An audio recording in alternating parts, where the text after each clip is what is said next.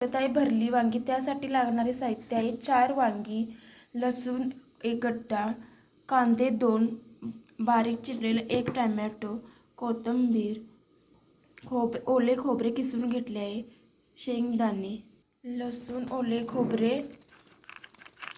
कोथिंबीर, शेंगदाणे हे मिक्सरला बारीक करून घ्यावे. थोडे जिरे घालावे, मीठ.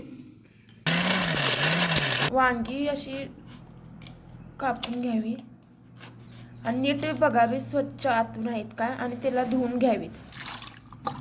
मीठ टाकून धुवून घ्यायची. तेल 2 चमचे घालून घ्यावे.